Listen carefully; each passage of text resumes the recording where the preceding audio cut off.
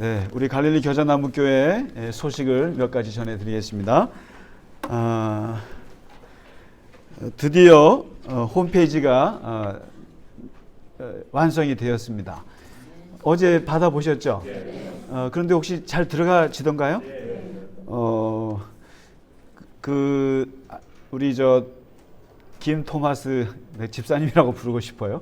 우리 토마스 김 집사님이 한 달 전에 그렇게 제안을 해서 그냥 이거를 그냥 뭐 할 수 있겠나 그랬는데 우리 토마스 김하고 김 전사님하고 두 분이서 아주 실력이 출중하시더라고요. 아주 뭐 이쪽에서는 도메인 주소 등록하고 셋이서 이렇게 단톡을 하면서 이걸 만들어 가는데 저는 거의 말도 못하고 둘이서만 얘기를 하고 하여튼 한 달 동안 정말 애써서 어제 그 작품이 나왔고요.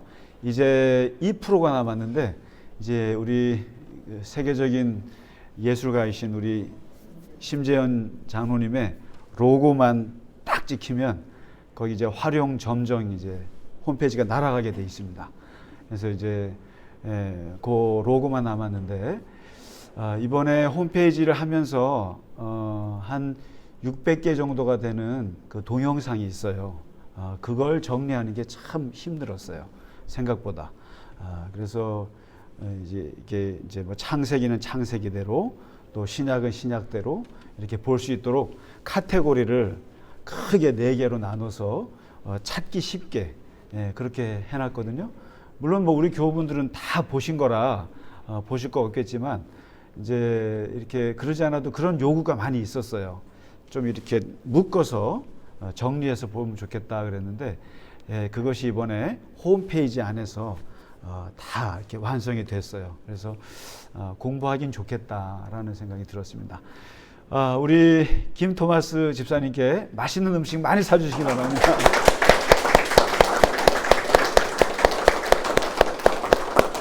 아니 뭐 요것도 고쳐주세요, 저것도 고쳐주세요 제가 하는데 아무 군소리 없이 올리면 수정했습니다. 올리면 수정했습니다. 뭐 그게 쉽지 않거든요. 근데 그거를 다 아무 소리 없이 그래서 이 컴퓨터 사이언스 전공하신 분들이 보면 참 쿨해요. 쿨하고 이게 아주 이렇게 완벽한 그게 있어요. 그래서 이번에 참 귀한 일꾼을 만났다 생각이 듭니다. 앞으로 홈페이지 관리자로서 임명합니다.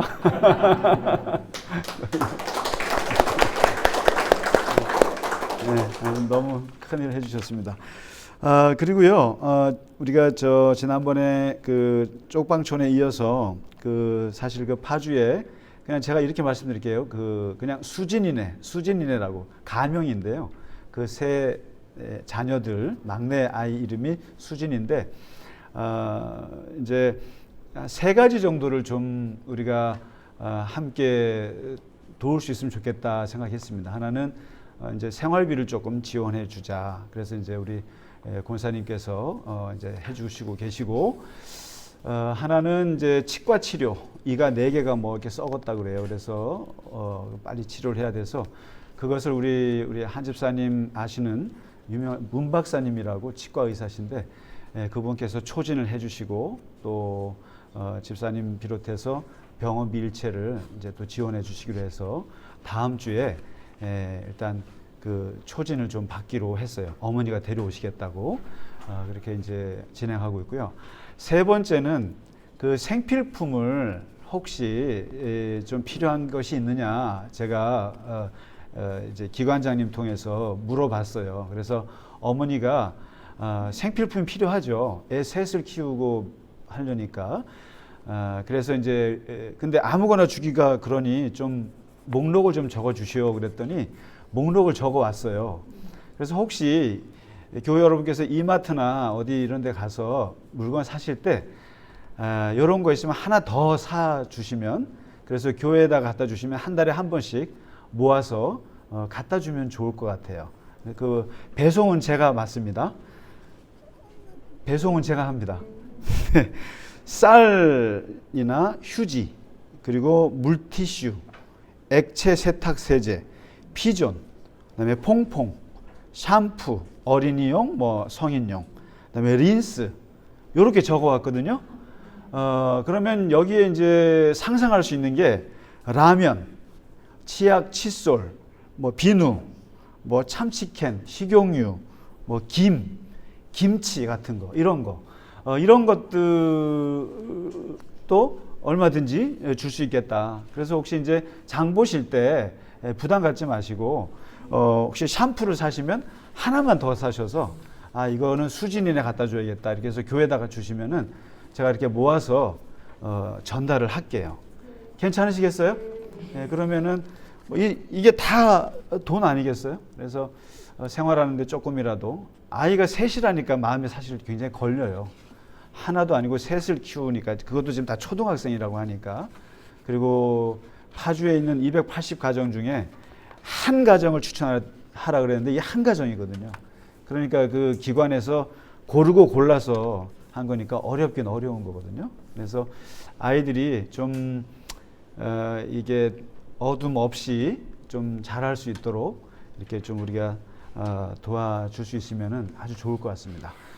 그래서 교우 여러분의 그런 기도와 후원 부탁드리겠습니다. 그리고 이제 함께 좀 기도해 주실 것이 우리 양한갑 선교사님이 눈이 안 좋으세요.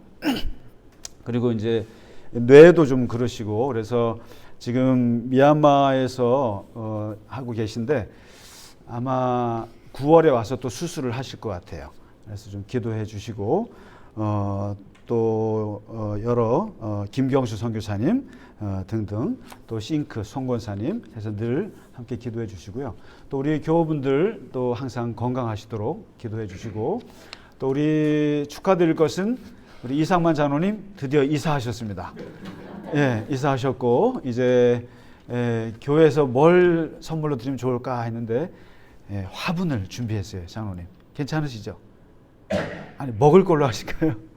화분으로 해서 내일 아마 가게 됐습니다. 파주로 이사하신 거 축하드립니다. 장로님. 감사합니다. 네, 이 시간에 우리 옆에 분들과 같이 인사하시고 같이 주의 이름으로 축복합니다. 같이 인사하시죠. 건강하시고 축복합니다. 네, 우리 이 시간 하나님 앞에 준비한 찬양 드리겠습니다.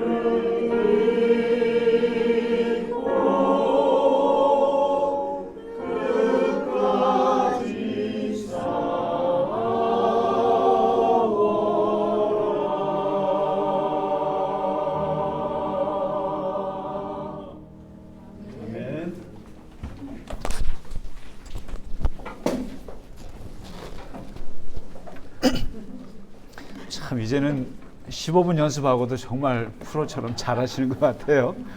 아유, 정말. 네, 오늘 우리에게 주신 하나님 말씀 보겠습니다. 누가복음입니다. 누가복음 9장. 누가복음 9장 28절에서 36절까지 한 목소리로 같이 읽겠습니다. 이 말씀을 하신 후 8일쯤 되어 예수께서 베드로와 요한과 야고보를 데리고 기도하시러 산에 올라가사 기도하실 때 용모가 변화되고 그 옷이 휘어져 광채가 나더라. 문득 두 사람이 예수와 함께 말하니 이는 모세와 엘리야라. 영광 중에 나타나서 장차 예수께서 예루살렘에서 별세하실 것을 말할세 베드로와 및 함께 있는 자들이 깊이 졸다가 온전히 깨어나 예수의 영광과 및 함께 선 두 사람을 보더니 두 사람이 떠날 때 베드로가 예수께 여짜오되 주여 우리가 여기 있는 것이 좋사오니 우리가 초막 셋을 짓되 하나는 주를 위하여 하나는 모세를 위하여 하나는 엘리야를 위하여 하사이다 하되 자기가 하는 말을 자기도 알지 못하더라. 이 말할 즈음에 구름이 와서 그들을 덮는지라. 구름 속으로 들어갈 때에 그들이 무서워하더니 구름 속에서 소리가 나서 이르되 이는 나의 아들 곧 택함을 받은 자니 너희는 그의 말을 들으라 하고 소리가 그침에 오직 예수만 보이더라. 제자들이 잠잠하여 그 본 것을 무엇이든지 그때에는 아무에게도 이르지 아니하니라. 아멘. 지난주에 예수님께서 너희는 나를 누구냐라고 이제 물어보셨잖아요. 그때 베드로가 주는 그리스도시요 살아계신 하나님의 아들입니다라고 하는 그 그리스도 고백, 신앙 고백을 하게 되고 그 고백을 들으시고 예수님께서 그것이 맞다. 이것은 하나님께서 너에게 가르쳐 주신 것이다라고 얘기를 하셨잖아요.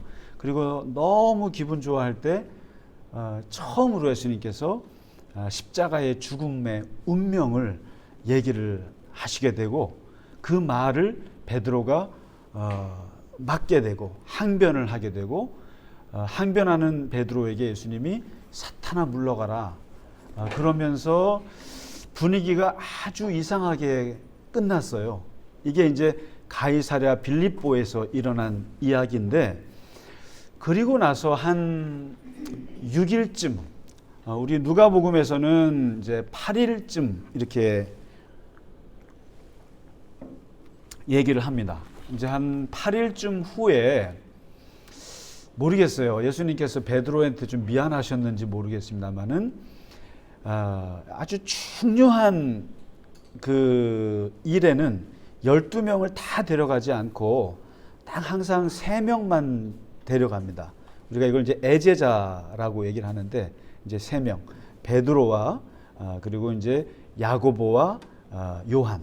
야고보와 요한은 형제지간이잖아요.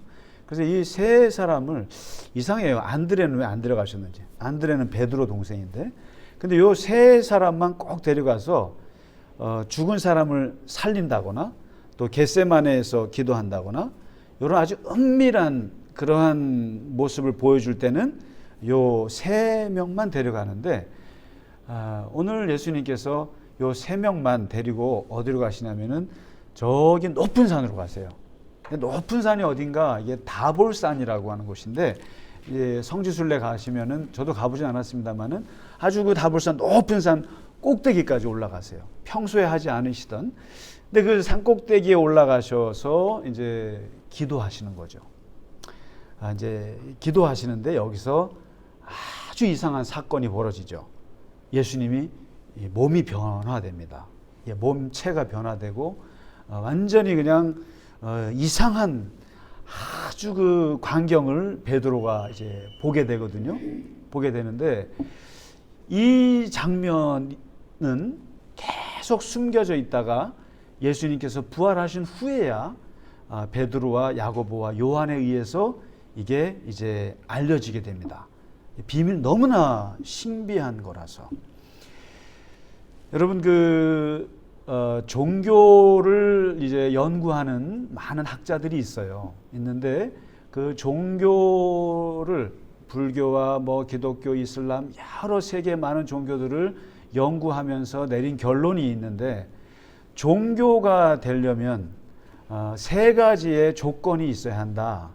특히 이제 이 요아킴 바하라고 하는 유명한 종교학자가 있어요. 이분이 종교의 구성 요건 세 가지, 이것이 있어야 종교다라고 얘기를 했는데, 그 첫 번째가 교리성이에요. 교리 체계가 있어야 돼요. 그래서 모든 종교에는 경전이라는 것이 있어요. 그래서 그 경전을 보면은 신은 어떤 분이며 우주는 어떤 원리에 의해서 돌아가며 그리고 인간은 어떻게 살아야 되는지 윤리적인 것들을 다 담고 있어요.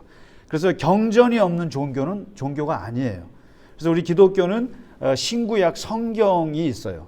성경에는 하나님이 어떤 분이고 예수님이 어떤 분이고 우주가 어떻게 탄생을 했고 그리고 인간은 어떻게 살아야 하는지에 대해서 성경은 말해주고 있어요.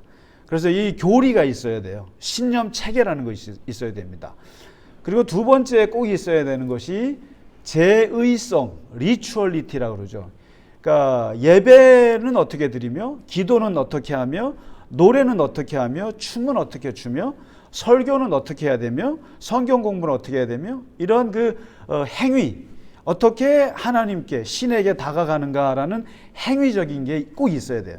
그래서 항상 어느 종교든지 예배가 있어요. 예배, 제의라는 게 있어야 됩니다. 그게 없으면은 종교라고 할 수 없죠. 그리고 세 번째 드는 게 뭐냐면 이게 집단성이에요. 집단성. 종교는 모임이 있어요. 모여요. 혼자서 돌을 닦는 건 없어요. 그건 종교라고 할 수 없는데, 종교는 이슬람도 모스크에 모이고 불교도 절에 모이잖아요. 기독교인들은 교회에서 모이죠. 그래서 모여서 거기서 예배하고 교리를 배우고 하나님의 말씀을 같이 나누고 교제하고 뭔가 좋은 일을 하고, 그런 이 집단성이 있는 건데, 이 세 가지가 있는데 여기서 요아킴 바하가 하나 빼뜨린 게 있어요. 이건 제가 보는 관점인데, 종교에는 이것이 없으면 안 돼요. 한 가지가 더 있어야 되는데 바로 신비 체험이에요. 신비성이라는 것이 있어야 해요. 그리고 이 신비적 체험이 없는 종교는 사실 종교가 아니고, 특히 기독교는 누가 뭐라 그래도 매우 신비적인 종교예요. 여러분은 신비주의라 그러면은 우습게 생각하고 광신도들이나 경험하는 거라고 생각하는데, 그러면은 아브라함도 미친 사람이고 모세도 미친 사람이고 이사야도 미친 사람이고 예수님도 이상한 분인 거예요. 저 사람 신비주의야. 신비를 너무 추구하고 거기에 빠져갖고 잘못된 길을 걸어서 그거는 문제인데, 기독교는 기본적으로 신비가 있어요. 신비스러움이. 그리고 이 신비한 체험이 없이는 사실상 이렇게 하나님 신앙을 가질 수가 없는 것도 사실이에요. 그래서 제가 한번 이번 주에 성경에서 나오는 그 신비 체험을 한번 쭉 봤는데 이루 헤아릴 수가 없어요. 창세기부터 요한계시록까지가 다 신비스러운 일들이에요. 사실은 이게 뭐냐면 인간의 이성으로 이해할 수 없는 일들이 그만큼 많다라는 얘기예요. 그런데 성경은 그 신비의 역사인데 그 신비의 체험들을 보니까 한 세 가지의 이렇게 유형들이 있더라고요. 하나는 몸으로 체험하는 것들이 있어요. 다시 말해서 눈으로 보고 귀로 듣고, 그러니까 몸으로 체험하는 것들이 있는데, 아브라함은 평생 하나님의 음성을 귀로 체험했던 사람이에요. 하나님이 귀로 들리게 했어요. 너는 너희 고향집을 떠나라, 들려왔어요.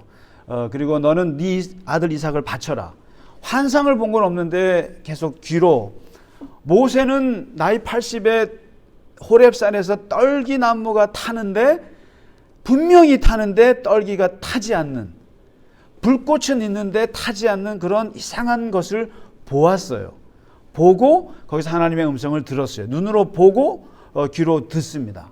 이사야는 성전에 들어가서 하나님의 옷자락을 이렇게 보게 되고, 그리고 천사가 나르는 것을 보고, 그리고 천사가 찬양하는 소리를 듣게 되고, 심지어는 거기서 회개하면서 천사가 숯불을 입에다 지지는 입이 타는 그런 체험을 했어요. 예레미야는 귀로 하나님의 음성을 듣고 소명을 받습니다. 사무엘은 어렸을 때 성소에서 어렸을 때 하나님의 음성을 밤에 자다가 듣고 거기서 하나님의 예언을 받게 됐습니다.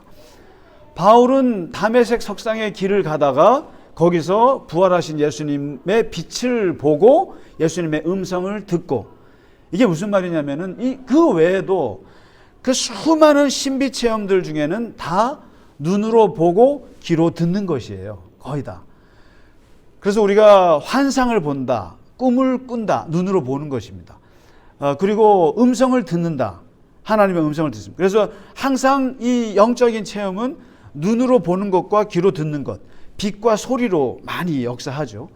대부분의 많은 성경에 있는 그 신비 체험들이 다 눈과 귀예요. 눈과 귀. 그리고 심지어 이게 좀 더 강력한 역사들은 보면 몸에 흔적을 남깁니다. 몸에 흔적을 남기고 이제 예를 들면 그 입에다가 지진다거나, 그래서 몸이 탄다거나 뭐 이러한 현상들. 엘리야 같은 경우는 그냥 하늘로 올라가기도 하고요. 이러한 것들이 있고요. 또 한 가지 보면은 하나님의 그 신비한 체험은, 이건 제가 보는 관점인데, 기적을 통해서, 형통한 일을 통해서 우리가 하나님이 나를 내 안에 들어와 계시는구나를 느낄 때가 있어요.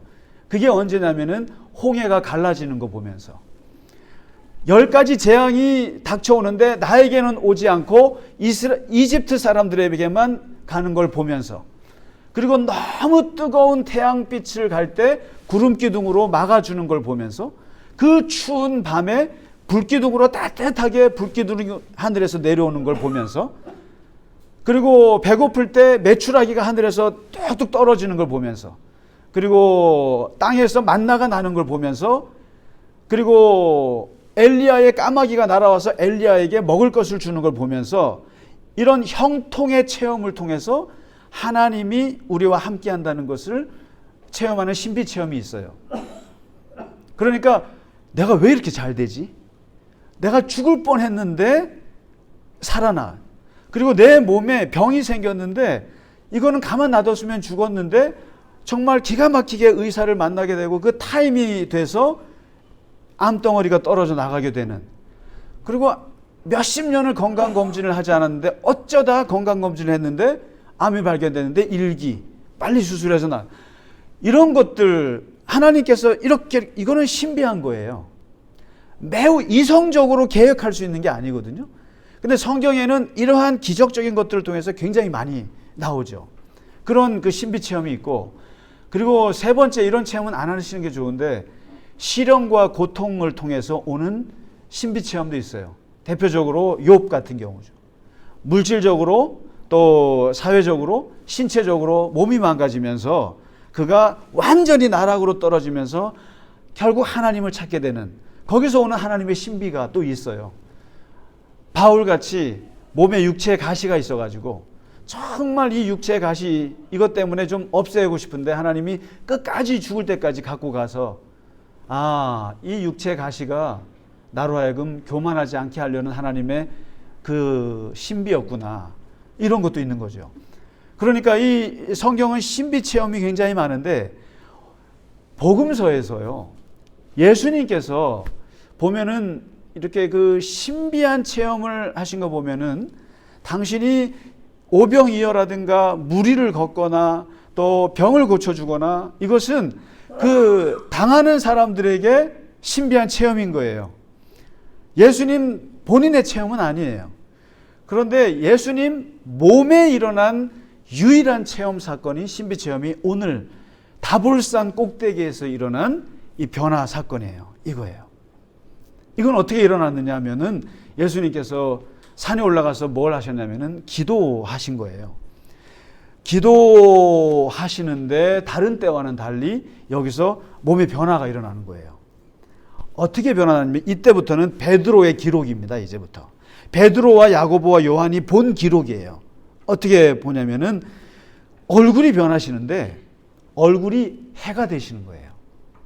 해처럼 빛나고 옷이 빛처럼 빛나는데 너무 이게 햇빛을 아무리 까만 옷을 입었는데도 햇빛이 쫙 비치니까 그 옷도 하얘지더라는 거예요. 그러면서 다른 복음서에서는 뭐라고 표현했냐면은 빨래를 해도 그렇게 희어질 수는 없을 거야. 그런 표현이 있어요. 빨래를 해도 희어질 수 없을 만큼 옷이 하얗게 얼굴이 아주 태양처럼 빛나는 예수님의 모습을 보게 됩니다. 깜짝 놀라죠. 이게 바로 신비 체험의 그 핵심이에요. 빛을 본 거예요. 빛을 보는데 그런데 더 이상한 것은 가만히 보니까 그 옆에 사람이 있는데 두 사람이 딱 서 있어요.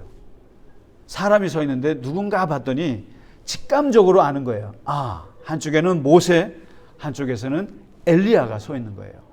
그리고 모세와 엘리야가 예수님과 함께 그 빛 가운데서 그 높은 산에서 쫙 비치는데 셋이서 이야기를 하시는 거죠. 대화를 하는데 이 장면을 한번 상상만 해도 이게 무슨 땅에서 하는 게 아니라 높은 산에서 예수님이 하얗게 얼굴이 변화되면서 거기에 모세와 엘리야와 함께 딱 이야기를 나누는데요. 모세가 누굽니까? 구약 토라의 상징이죠. 율법의 상징이고 구약의 가장 위대한 선지자요. 가장 이스라엘의 위대한 사람이죠. 엘리야가 누굽니까? 능력의 사람이죠. 하늘에서 불을 내린 사람이고 하늘에서 엄청난 비를 내린 그리고 죽지 않고 승천한 사람이 엘리야입니다. 선지자 중에 선지자죠. 구약에서 가장 대표하는 두 선지자가 예수님과 대화를 하는데 들어보니까 그 대화가 뭔가 했더니 예수님의 죽음에 대해서 예루살렘에 올라가셔서 죽게 되실 터인데 어떻게 죽는지 서로 죽기 전에 마치 마지막 이야기를 하는 거죠. 아마 이제 모세가 죽을 때 이렇게 죽으셔야 됩니다. 근데 뭐 얘기할 게 있어야죠. 엘리야는 죽지 않고 승천한 사람인데 하여튼 예수님의 죽음에 대해서 서로가 이야기를 하는데 이 광경을 보고 베드로가 참지를 못해요. 베드로가 참지를 못해요. 보통 사람들 같으면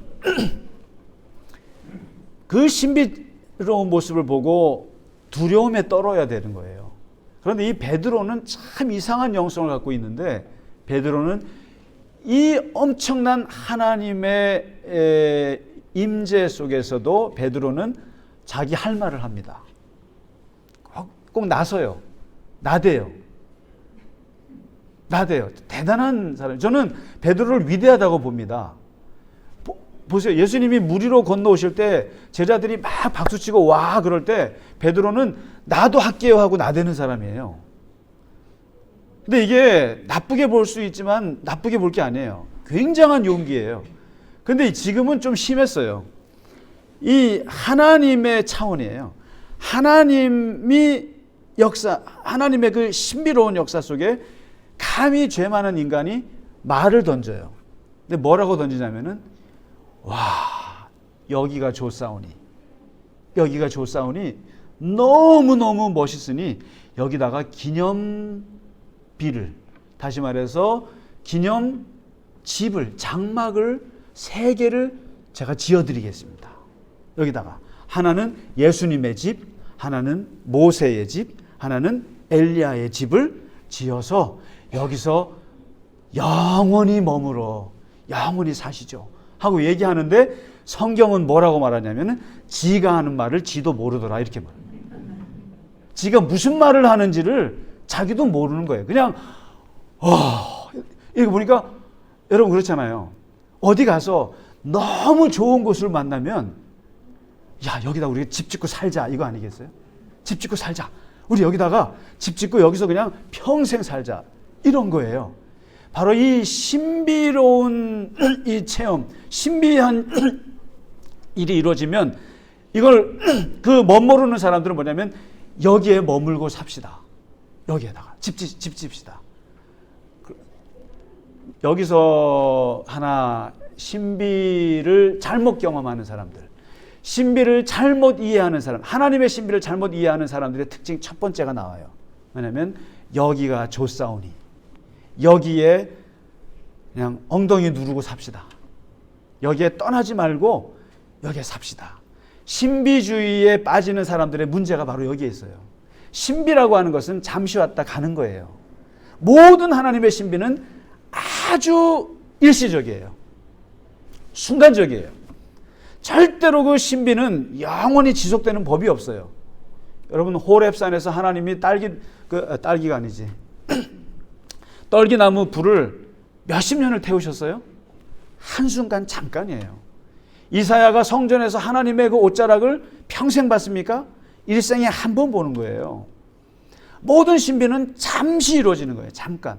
그런데 이것들을 몇 번 경험하는 사람들은 어떻게 하냐면 중독성이 생겨요. 이걸 자꾸 추구하게 돼요. 그러면서 항상 그것을 보게 돼요. 그래서 환상을 보는 사람은 계속 환상 보고 싶어 해요. 그리고 뭔가 자꾸 하나님의 음성을 들었던 사람은 계속 듣고 싶어 해요. 그럼 뭐가 되는 줄 아세요? 나중에 환청이 되는 거예요. 그래서 하나님 음성 들었다라고 말할 때 조심해야 되는 게 이런 말을 자주 하는 사람들 믿으시면 안 되는 거예요. 하나님께서 그렇게 자주자주 얘기하는 건 아니에요. 자주자주 음성을 주는 건 누구예요? 사탄 마귀예요. 그래서 여러분 사람을 죽이는 사람들 보면은 항상 그러잖아요. 들렸다고 죽이라고. 소리를 듣고 죽인다 그러잖아요. 제정신으로 어떻게 사람을 죽여요. 그러니까 그런 음성들은 하나님께서 함부로 주시지 않는다고요. 그리고 내용도 하나님께서 죽이라고 주시는 거 아니에요. 근데 오늘 베드로가 착각하고 있는 게 그러고요. 너무 멋있으니까 여기에 머무릅시다. 이게 신비주의예요. 잘못된 거예요. 그랬더니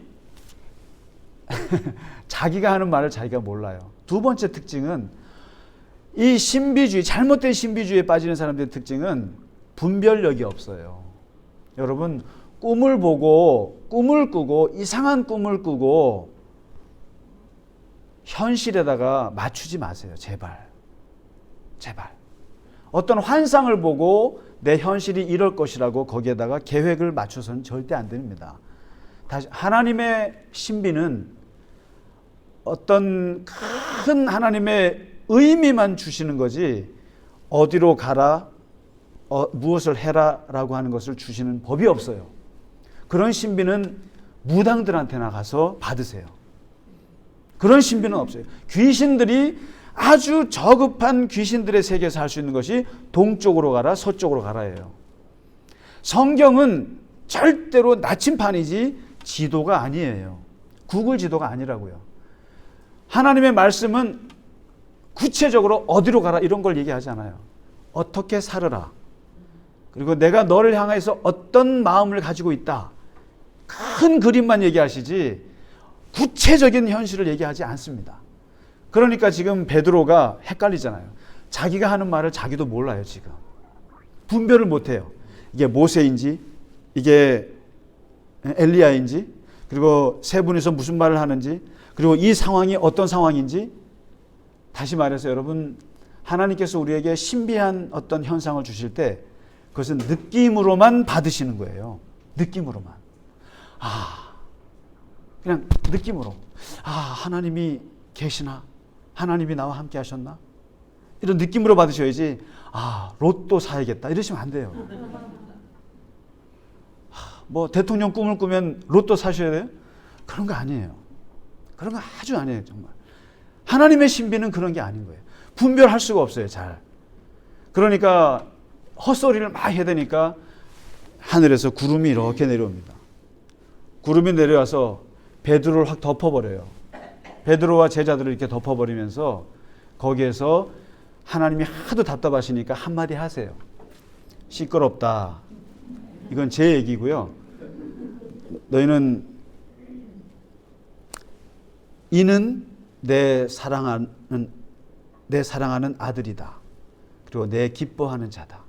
오늘 누가복음에는 내가 택한 자다. 예수님을 두고 하시는 말씀이에요. 신비롭게 다가오셔서 하나님께서 우리에게 하시는 말씀의 가장 중요한 메시지는 뭐냐면 너는 내 사랑하는 아들이다 이거예요. 너는 내 사랑하는 딸이다. 수많은 그리스도인들이 하나님과 신비 체험을 할 때 받았던 메시지 1호가 이거예요. 너는 내 사랑하는 딸이다. 너는 내 사랑하는 아들이다. 사랑한다는 말씀이에요. 솔직히. 다른 거 없어요. 동쪽으로 가서 로또를 사면 너가 대박이 난다. 이런 말씀 절대 안 하세요. 하나님께서. 이는 내 사랑하는 아들이요 내 기뻐하는 자요 내가 선택한 자니라. 그리고 너희는 이것저것 떠들지 말고 그의 말을 들으라. 베드로는 예수님이 십자가에 죽으시는 거 절대로 받아들이지 못하는 사람인데 오늘 구름을 통해서 하나님께서 너는 예수께서 하시는 말씀을 들으라. 이 말씀을 하시는 거예요. 그때서야 베드로가 두려움으로 가득 찹니다. 이 구름이라는 게 뭐냐면은 하나님이 임재하실 때에 성경에서 나오는 상징이에요. 구름이 시내산에 가득할 때가 언제였냐면은 모세가 40일 기도할 때, 십계명 받을 때 구름이 40일을 떠나지 않고 시내산 꼭대기에 이렇게 머물렀다 그래요. 이게 뭐냐면 하나님의 임재예요. 지금 구름이 베드로를 덮어버렸어요. 그러니까 베드로가 그때서야 두려움에 가득하고 하나님의 음성을 들으니까 그때서야 발발발 떠는 거죠. 발발발 떠는데 이게 신비 체험의 아주 중요한 우리의 감정이에요.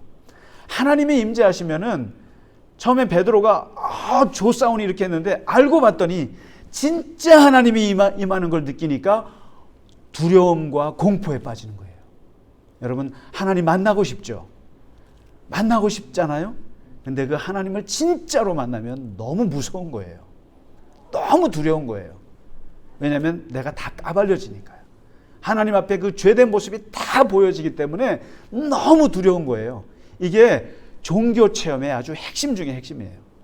두려움 속에 사로잡히는데 두려움 가득 두려움고 나니까 이제 구름이 쫙 거치면서 이제 보이기 시작하는 거예요. 지금까지는 내가 무슨 말을 했는지도 모르겠고 이게 무슨 상황인지도 모르겠고 그리고 하나님께서 그냥 이렇게 구름으로 다가오시면서 너무 두려운데 이게 싹 거치면서 아주 분명히 보이는데 딱 마지막 장면입니다. 오늘 마지막 36절이죠. 오늘 제목에 맞아요.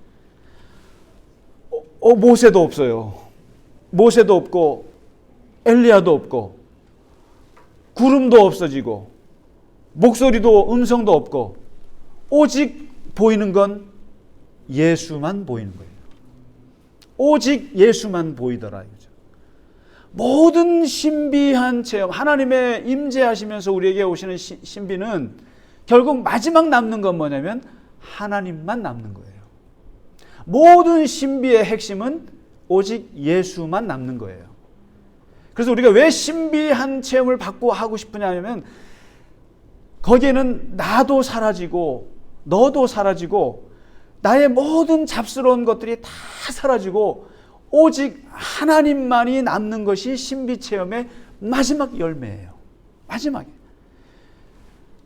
나는 하나님을 만나서 신비 체험을 해서 나는 이것도 잘 되고 저것도 잘, 이거는 신비 체험이 아니에요.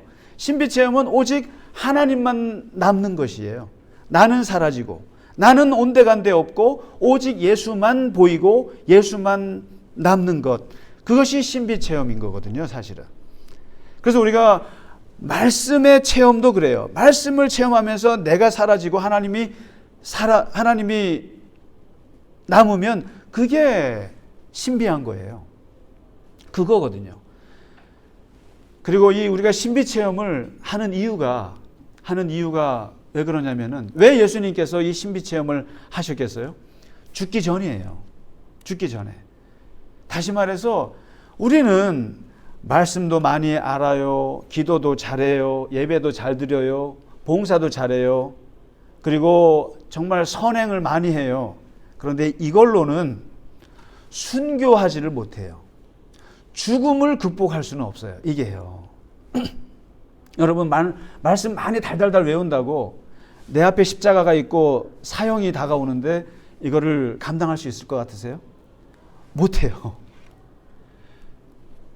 이 죽음을 이길 수 있는 유일한 것 중에 하나가 바로 하나님의 신비체험이에요. 신비체험이에요. 오늘 예수님이 보여주신 모습이 부활체예요. 부활체. 예수님이 부활하고 예수님이 갖게 되시는 몸의 모습을 오늘 처음으로 보여준 거예요. 미리. 이게 무슨 말이냐면 예수님이 내가 죽고 나서 갖게 될 이 몸을 미리 체험함으로써 십자가의 그 엄청난 고통의 터널을 뚫을 수가 있는 거예요. 성경에 많은 순교자들이 있는데 그 순교자들이 죽을 수 있었던 것은 전부 다 신비 체험들을 다 했어요. 스데반이 돌로 맞아 죽기 전에 그가 뭘 보냐면은 하늘에서 하나님의 영광과 예수 그리스도께서 하나님 우편에서 이렇게 내려오는 것을 보았어요. 이게 신비 체험이에요. 예수님께서 내려오시는 걸 보니까 돌에 맞아 죽을 수 있는 거예요. 바울이 참수형을 당할 수 있었던 것은 그건 뭐예요? 부활하신 예수님을 본 체험이 있고 그리고 자기의 육체에 가시가 있는 것이 있고 이 스티그마타, 다시 말해서 예수님의 거룩한 상처가 내 몸에 있기 때문에 죽음을 맞이할 수 있는 거예요. 이게요.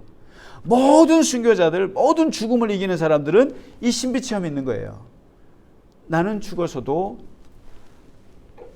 이 부활할 수 있다라고 하는, 그래서 우리가 이 신비한 체험, 하나님이 내 몸 구석까지 들어오시는 그 체험, 내 삶의 뼈저린 체험들이 있는 사람들은 죽음을 두려워하지 않고 이겨낼 수 있는 거죠.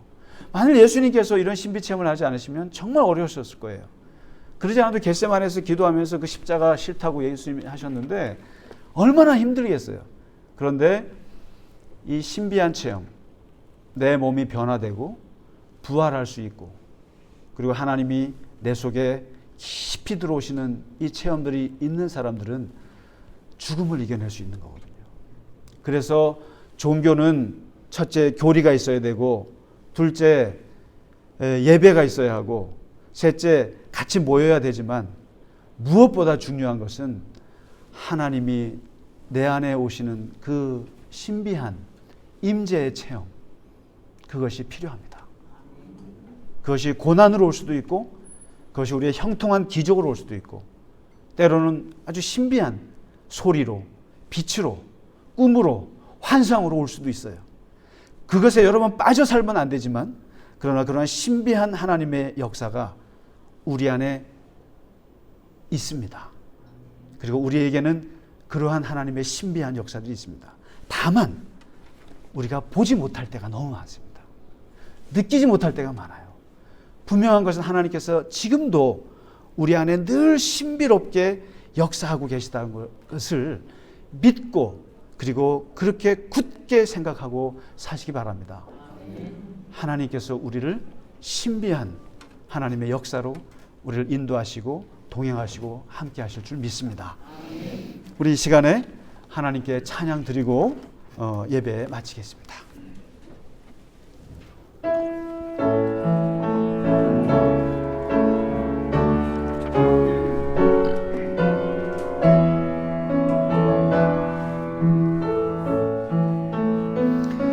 찬양하라 내 영혼아, 찬양하라 내 영혼아, 내 속에 있는 것들아 다 찬양하라.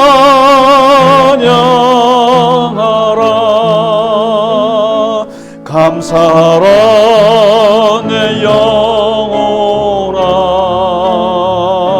감사하라 내 영혼아, 내 속에 있는 것들아 다 감사하라. 기뻐하라 내 영혼아 기뻐하라 내 영혼아 내 속에 있는 것들아 다 기뻐하라 일어나셔서 송축하라 내 영혼아 송축하라 내 영혼아 내 속에 있는 것들아 다 송축하라. 하나님 아버지, 우리가 예수를 믿는 것 그 자체가 하나님의 신비입니다. 우리 같은 사람들을 그냥 살게 하실 수도 있었는데 하나님의 자녀로 하나님의 사람으로 만드신 것, 이것이 신비가 아니고 무엇입니까? 아버지 하나님, 하나님 아버지, 우리를 구원하시고 우리를 예수 그리스도를 알게 하시고 주님을 사랑하게 하셔서 하나님을 바라보게 하시고 하나님의 나라를 추구할 수 있게 하여 주신 것, 하나님 너무나 감사하고 또 감사합니다. 주님께서 십자가의 그 길을 가시기 전에 주님의 몸이 변화되고 하나님의 형체가 되셔서 십자가의 고난을 이기시는 놀라운 신비의 체험을 하셨던 것처럼 하나님 아버지, 우리의 삶 속에서 주님의 빛으로, 주님의 음성으로, 주님의 기적적인 인도하심으로 하나님 또한 우리의 고난을 통해서도, 어떠한 일을 통해서도 주님께서 우리와 함께 하시고 주님의 그 신비로운 임재를 경험하게 하여 주시옵소서. 그래서 그 늘 주님께서 우리와 함께 하시고 우리를 인도하시는 그 주님의 신비 가운데서 우리가 살아가게 하시고 이 세상의 고통과 그리고 시련들을 이겨나가게 하시고 승리하게 하시고 하나님의 나라를 이루어가게 하여 주옵소서. 이것을 갈릴리 겨자나무교회에 허락하여 주옵시고 하나님의 교회를 통해서 이루어 주시며 또한 우리가 기도하는 바, 또 우리가 중보기도하는 바 하나님께서 모든 기도를 응답하여 주시고 함께하여 주시옵소서. 이 시간 주 앞에 드린 예물 위에도 주님께서 복 주시며 하나님께서 늘 동행하여 주옵시며 이 물질이 쓰여지는 곳에 하나님의 나라가 임하고 우리에게 하나님의 형통과 하나님의 은혜가 충만케 하여 주시옵소서. 이제는 우리 주 예수 그리스도의 크신 은혜와 하나님 아버지의 지극하신 사랑하심과 성령의 감화, 감동, 위로, 교통하심이 오늘 부활체의 모습으로 우리에게 다가오신 주님을 바라보며 주님과 함께 하나님의 신비 가운데 살아가기를 원하는 우리 갈릴리 겨자나무교회 모든 교우들 머리 위에 이제로부터 영원까지 함께 하시기를 간절히 축원하나이다. 아멘.